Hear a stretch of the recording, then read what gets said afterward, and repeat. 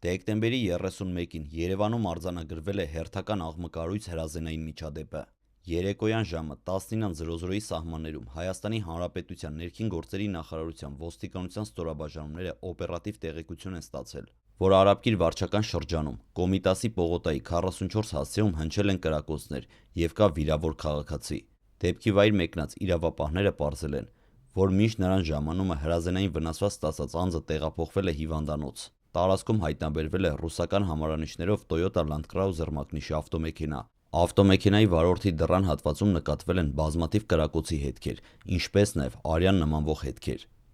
Բացի այդ, դեպքի վայրում հայտնաբերվել են շուրջ 1 տասնյակ կրակված պարկուճներ, ինչը վկայում է, որ կրակոցները եղել են նպատական եւ ինտենսիվ։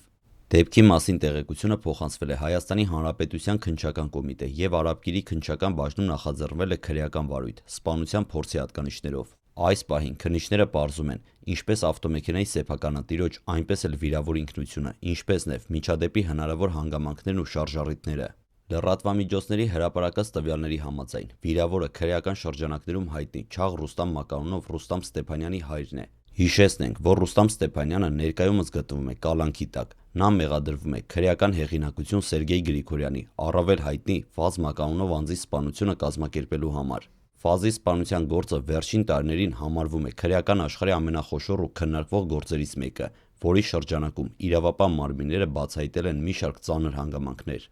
Այս պահին իրավապահ մարմինները շարունակում են օպերատիվ քննչական գործողությունները պարզելու, արդյոք տեղի ունեցած մահափորձը որևէ կերպ կապ ունի նախորդ քրեական գործերի կամ ընթացիկ դատական գործընթացների հետ։